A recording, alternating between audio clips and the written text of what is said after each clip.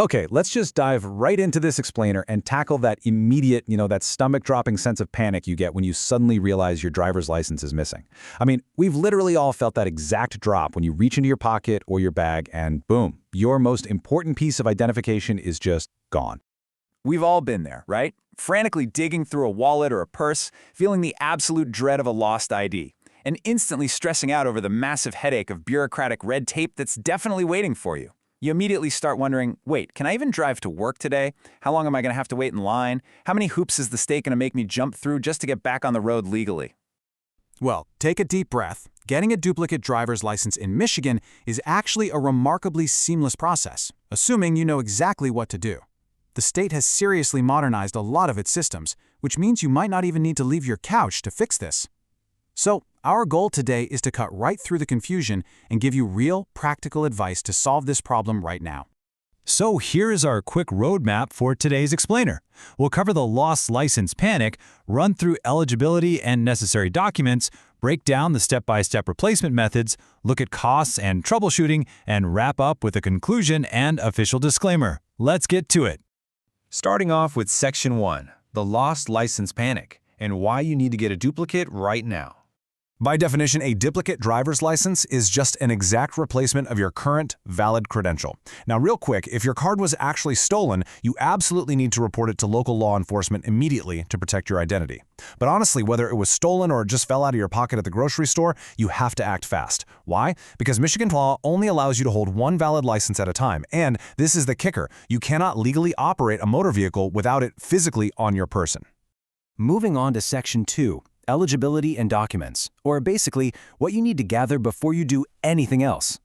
So before you start any applications, you've got to have the right paperwork. Trust me, you do not want to get halfway through this process only to realize you're missing a key piece of ID. Notice the difference here between a standard license and an enhanced chauffeur's license. This distinction really matters because an enhanced license acts as a border crossing document. That means the state is understandably much stricter about the proofs you need to provide to replace it. So the absolutely crucial point here is having these documents ready to go. If you do end up having to go in person, you're going to need proof of identity, a valid social security number, and proof of Michigan residency, like, say, a utility bill issued within the last 90 days. Here is a massive insider tip for you. Faxes and photocopies are absolutely not accepted. Do not bring them. You must have the original documents. And if you're replacing that enhanced license we just talked about, the state strictly mandates that you provide a valid SSN and proof of U.S. citizenship, like a certified birth certificate with a raised seal. No exceptions there. All right, Section 3, step-by-step replacement methods. Let's look at the 4 different ways you can replace your card. Method 1, which is usually the easiest by far, is using Michigan's online services via the MyLogin portal. It's accessible 24/7 and takes literally just a few minutes. But there is a catch you need to be aware of. You will be blocked from using the online system if you've changed your address or requested another replacement within the last 28 days. Now, if you're in a situation where you need to drive right away and you just can't wait for the mail, Method 2 is going to be your best friend. Visiting one of the 160-plus self-service kiosks located statewide is a fantastic time-saving trick. Why? Because you can purchase a replacement and print a temporary credential right there on the spot. You literally walk away with legal proof that you can drive. Method 3 is the traditional in-person office visit. Remember that 28-day address change window I just mentioned? Well, if you fall into that time frame, an in-person visit to a Secretary of State office is entirely mandatory so they can properly verify your identity. But don't stress about waiting in line all day. If you schedule your visit ahead of time at michigan.com/SOS, the average visit takes just 20 minutes. Not bad at all. Finally, Method 4 is explicitly designed for those poor souls who lose their license while traveling. If you are temporarily out of state, there's a dedicated mail and fax protocol just for you. You'll need to fill out Form BDVR 162. That's the out-of-state resident application, and send it along with your payment directly to the Lansing Internal Services section. If you're going to be back in Michigan within 180 days, they'll even mail you a temporary extension permit. Moving on to Section 4, cost breakdown and troubleshooting. Let's look at the fees and some common roadblocks you might hit. You know, government bureaucracy so often comes with random hidden fees, but the state is actually surprisingly transparent about pricing here. A standard driver's license duplicate is just $9, an enhanced driver's license, $24. For a state ID, it's $10 for standard and $30 for enhanced. This incredibly straightforward breakdown pretty much removes any financial surprises, so you know exactly what to have ready, whether you're paying online or swiping a card at a kiosk.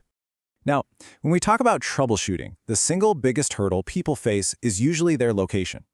In-state drivers have incredible flexibility, with immediate digital options, those great kiosks, or quick branch visits.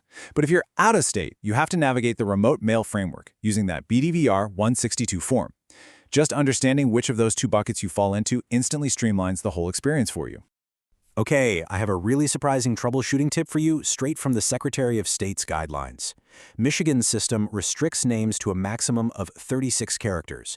If your name is longer than that, it's just automatically shortened.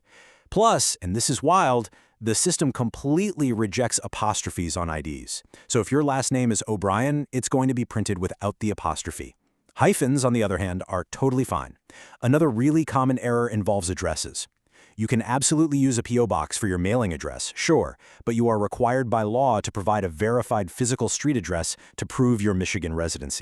And finally, Section 5, Conclusion and Official Disclaimer. Let's wrap up this journey. By following these steps, a situation that started out as entirely panic-inducing transforms into a very, very manageable process. To recap, your only job is to do 3 simple things. First, gather your original proofs. Second, pick the replacement method that actually fits your timeline. And third, pay the transparent fee. That is literally it. Now, before we officially wrap up, it is absolutely crucial to note that the information in this explainer is accurate as of July 28, 2026. State procedures, fees, and system requirements can and honestly often do evolve. So you should always verify the most current policies directly on the official Secretary of State website at michigan.gov/SOS, just to ensure you have the absolute latest guidelines. So, armed with this structured knowledge, you no longer have to fear a trip to the Secretary of State's office. You know exactly what to do and exactly what to bring. But, you know, it does leave you wondering, as our entire lives move completely over to our smartphones, how much longer will we even need to worry about losing a physical plastic card in the first place? Thanks for tuning into this explainer, and hey, safe driving out there.